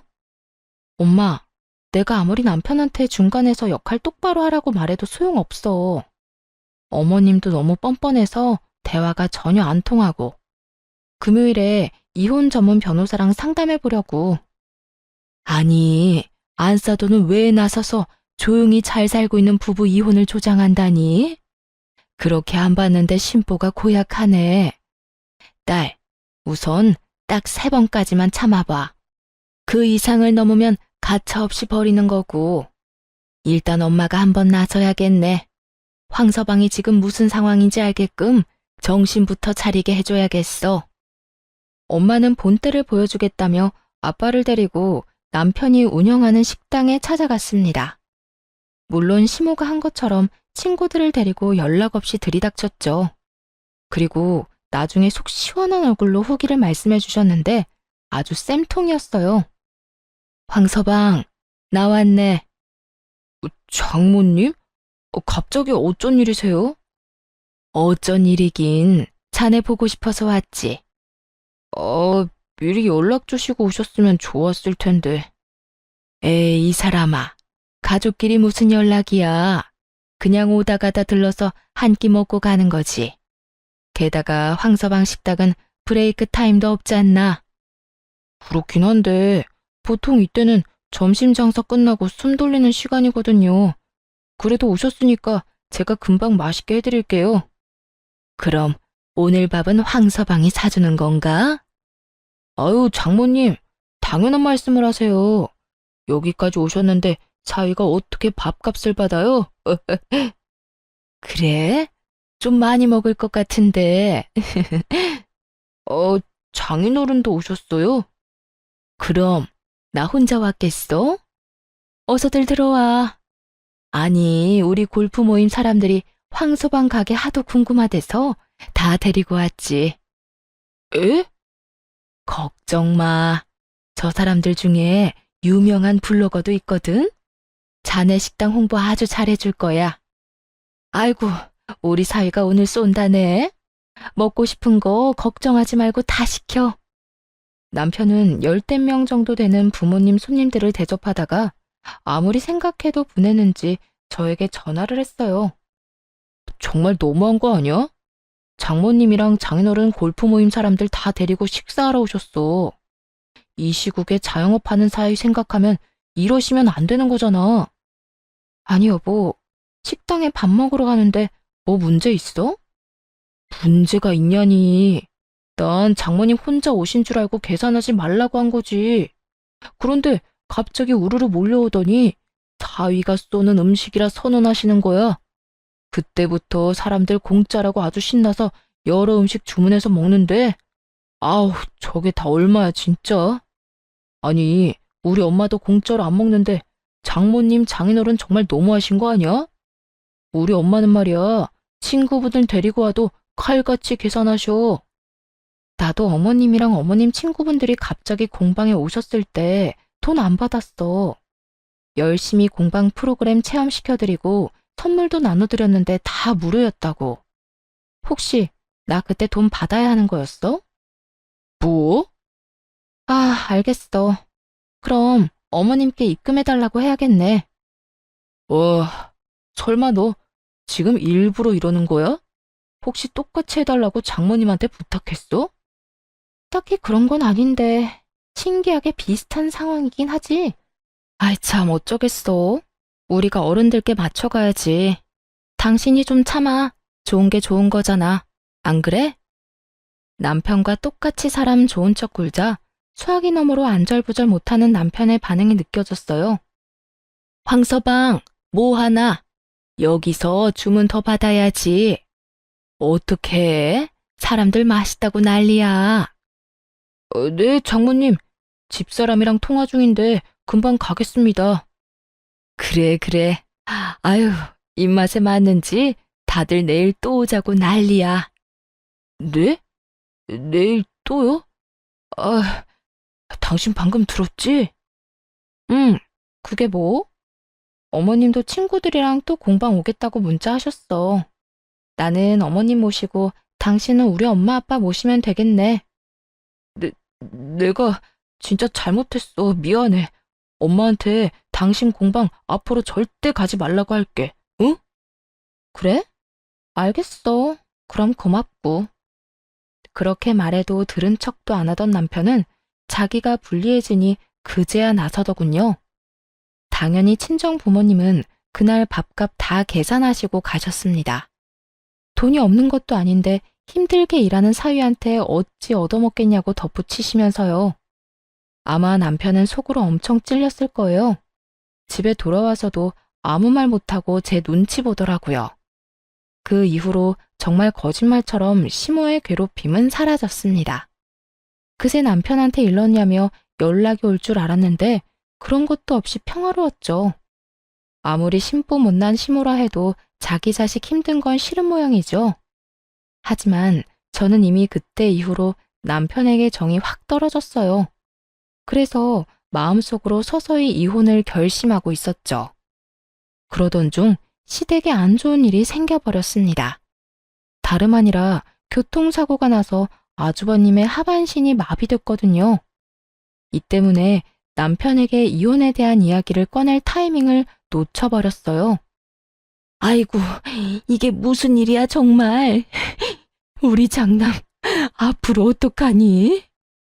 어머님, 진정하세요. 진정하게 생겼어? 결혼을 잘못해서 이렇게 지질이 복도 없는 거야.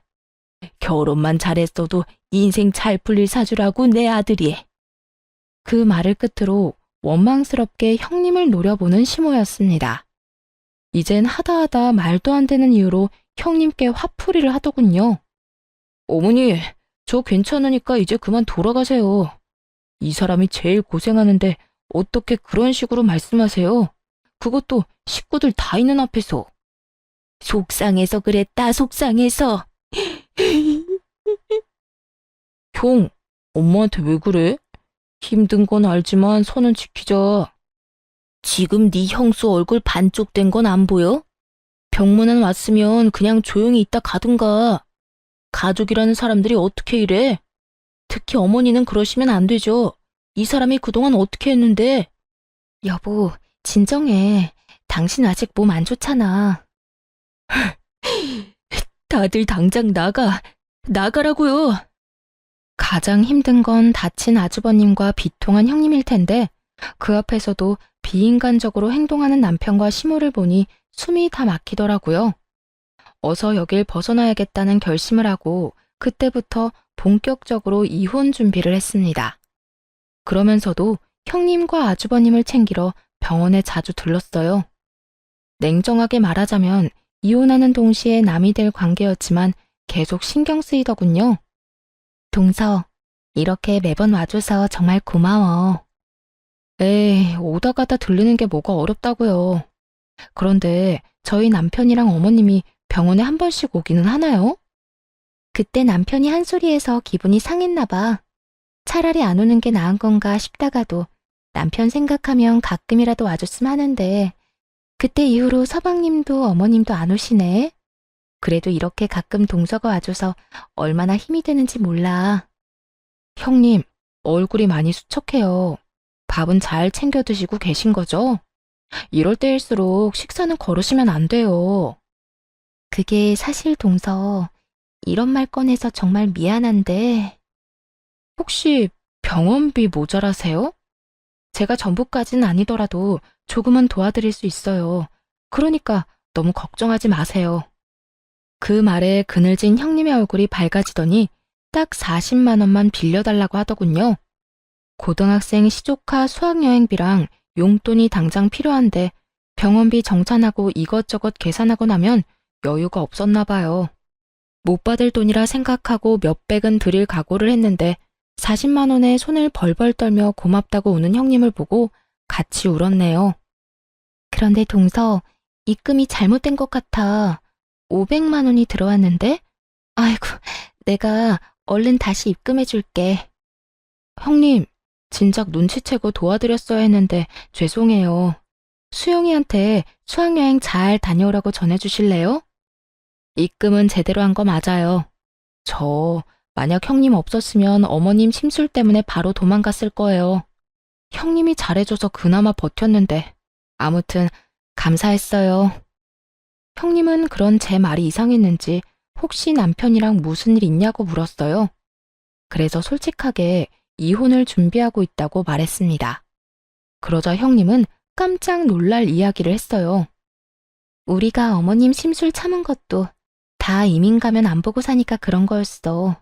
그런데 갑자기 이런 사고를 당하는 바람에. 네? 이민이요? 응, 그래도 포기는 안 할 거야. 좀 늦춰졌다고 생각해야지. 아직은 우리나라보다 외국이 장애인 복지가 더 좋잖아. 저 사람을 위해서라도 꼭 가야지. 그 사실을 알자마자 머뭇거리다 형님에게 귀뜸해드렸어요.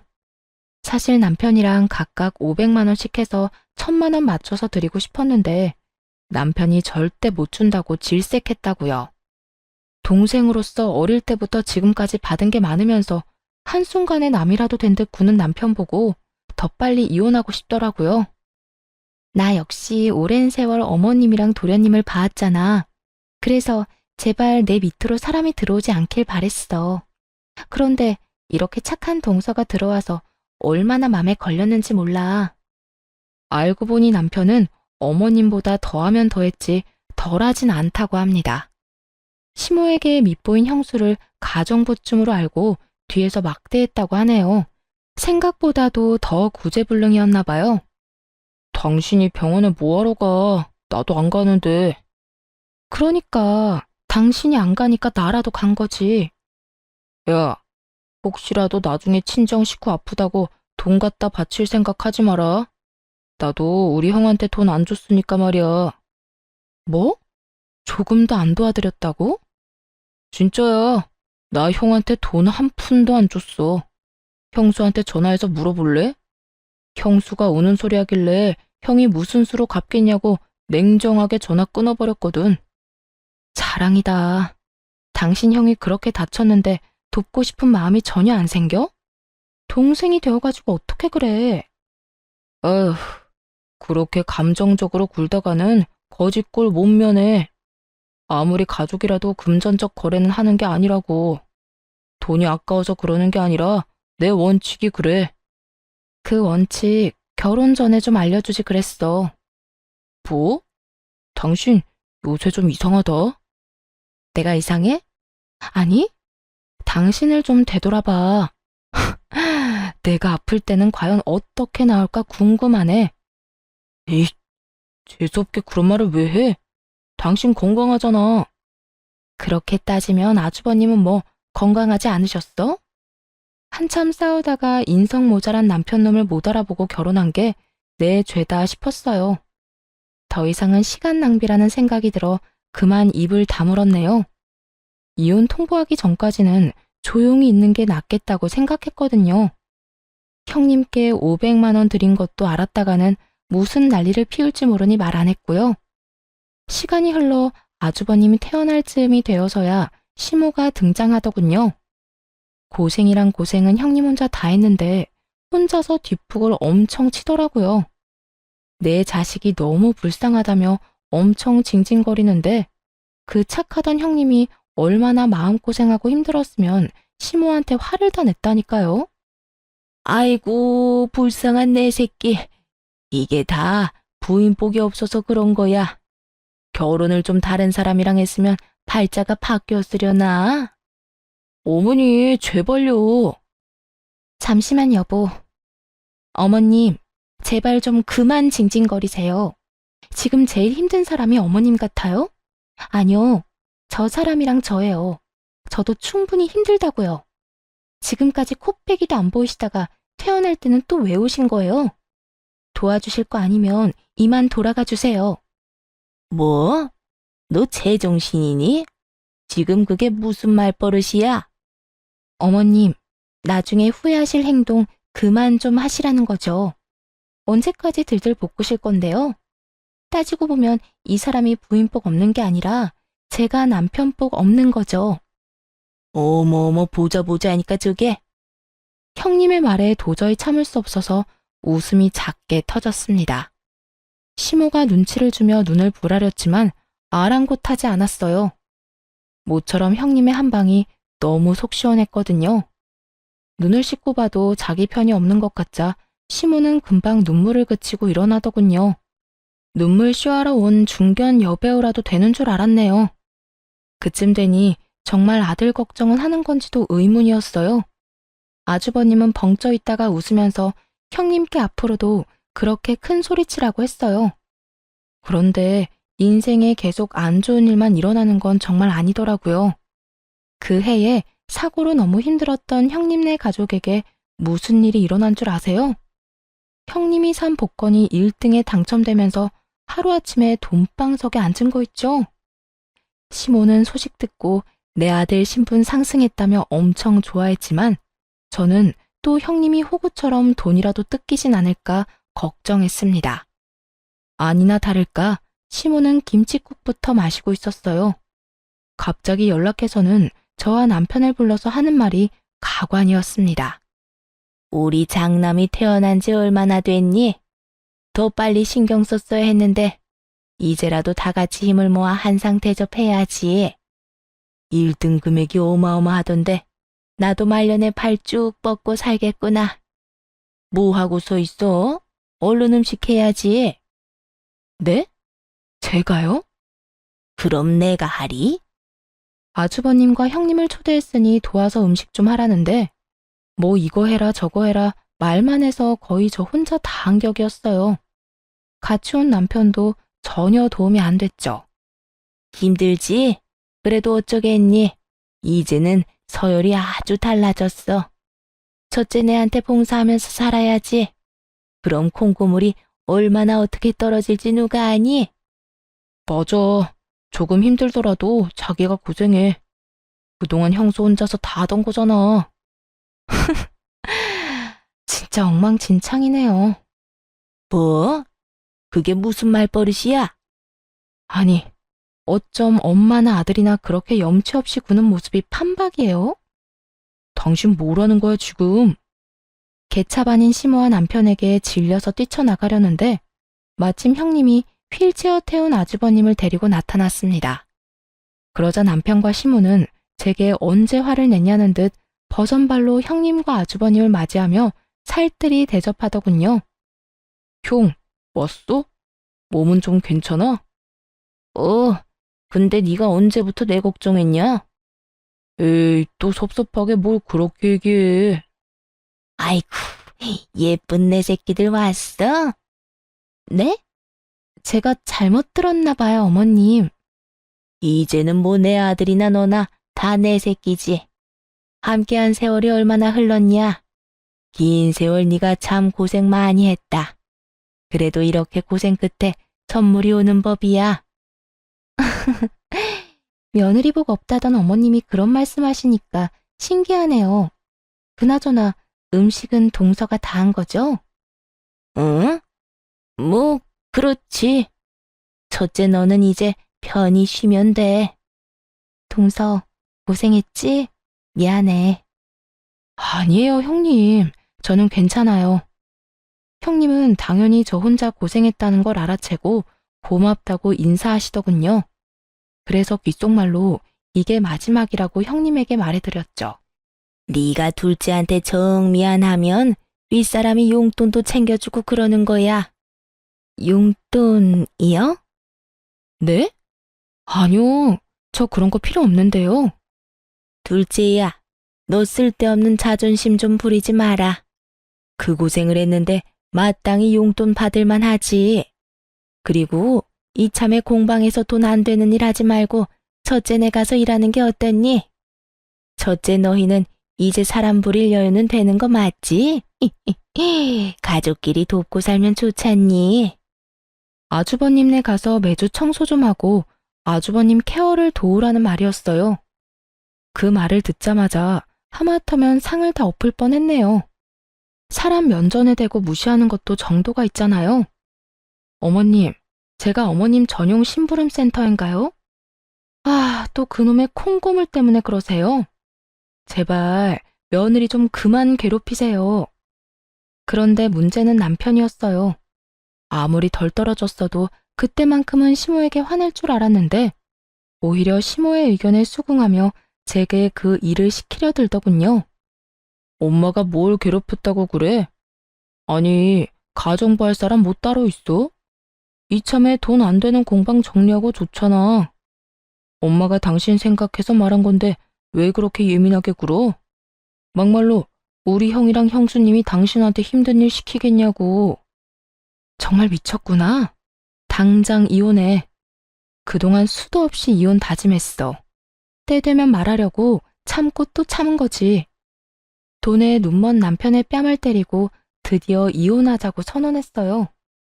그러자 얻어맞고 분했는지 남편이 달려들려고 했습니다. 사실 그런 상황이 일어날까봐 그동안 조용히 이혼을 준비한 거였어요.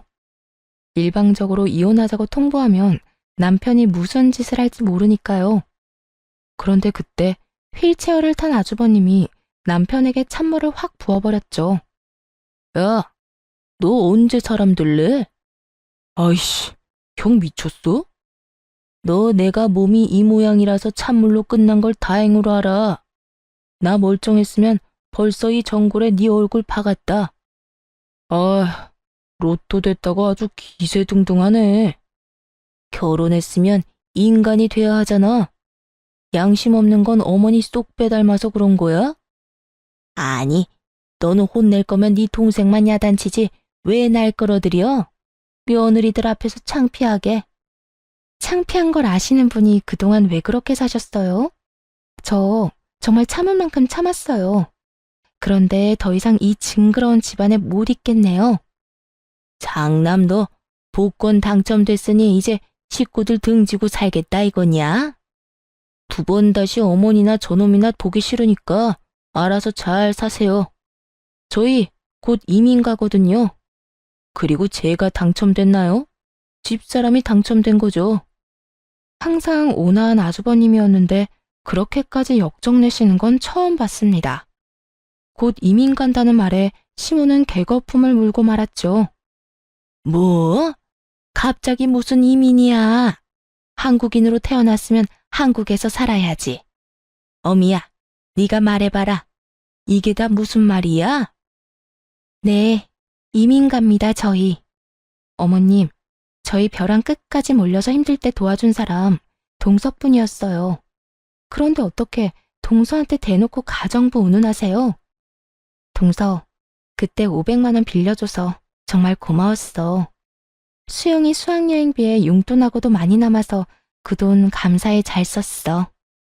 식구라는 인간들이 단 몇십만 원도 못 빌려준다고 했을 때 사실 난 세상이 무너지는 줄 알았거든. 그러니까 가기 전에 동서한테 빚은 갚아야지. 빌려준 거 아니고 드린 거라니까요. 안 주셔도 돼요, 형님. 괜찮다고 손사래를 쳐도 형님과 아주버님은 제발 받아달라고 했어요. 시끄럽던 심오한 남편은 형님이 수표를 내밀자 숨죽이고 지켜보더군요. 형님, 게다가 금액이 이상해요. 저는 500만 원 빌려드렸는데 5천만 원이라뇨? 5천만 원 맞아. 마음을 돈으로 계산할 수는 없지만 동서 마음을 헤아려 보니까 대략 그 정도더라. 5천만 원? 아이고 세상에. 어미야, 나는? 어머님한테 드릴 돈이 어디 있겠어요. 아니, 오히려 제가 받아야 하지 않을까요? 그러자 시모는 갑자기 돌변해서 자기 줄 돈 주고 가라고 절대로 이대로 외국 못 간다고 형님의 바지가랑이를 붙잡았습니다. 남편은 아주버님에게 엄마 모실 돈이라도 달라고 매달렸죠. 나중에 시모가 아프기라도 하면 자기가 모셔야 하는데 어떻게 이러냐면서요. 불구된 형한테는 한 푼도 못 빌려준다던 사람이 누구더라? 형, 진짜 1억이야? 어머니 모시든 말든 너 알아서 해라. 난 이제 이 집 식구 아니니까. 아주버님이 냉정하게 끊어내자 남편 놈은 제 5천만 원이라도 갚겠다고 했어요. 하지만 그 돈이 어떤 돈인데 그대로 남편에게 빼앗길 리가 없죠. 5천만 원은 마음만 감사히 받겠다고 하고 형님께 돌려줬습니다. 이쯤에서 시원하게 정리를 다 해야 할 것 같았거든요. 형님, 저 여유 있어요. 안 도와주셔도 돼요. 정중하게 거절하자 형님은 혹시 돈이 모자란 거냐며 필요하면 그보다 더 주겠다고까지 하셨어요. 괜찮아요. 사실 공방 있는 건물이 제 거거든요. 다들 무시하지만 공방도 엄청 잘 되고 있고 매달 월세 받으면서 살아요. 그래서 저는 이혼해도 여유 있어요. 당신, 그게 무슨 말이야? 나한테는 전혀 그런 얘기 안 했잖아. 내가 왜 당신한테 말해야 해? 그야 우린 부부니까. 이혼할 건데 부부는 무슨? 얘기가 나온 김에 진작 준비했던 이혼 서류를 꺼내 남편 얼굴에 찰싹 던져줬네요. 형님은 그제야 제 말이 무슨 뜻인지 알겠다며 고개를 끄덕였어요. 아하, 그러니까 우리가 정말 시어머니 복이 없었던 거네. 그러니까요. 저는 남편 복도 없어서 이쯤 하려고요. 그나저나 어머님, 항상 며느리 복 없다고 우는 소리 하셨었죠? 그런데 알고 보니 복이 분수에 넘쳤던 거네요. 시모는 자기가 귀인을 못 알아봤다며 저와 형님에게 잘못했다고 매달렸어요. 돈 앞에 손바닥 뒤집듯 바뀌는 시모의 모습에 마지막까지 질렸네요. 남편은 아니나 다를까 제 재산도 다 자기 거라며 큰 소리를 치더라고요. 그래서 미리 상담받았던 변호사님한테 전화해서 스피커폰으로 현실을 들려줬어요. 죄송하지만 부모님께 증여받은 재산은 재산 분할에 들어가지 않습니다. 에?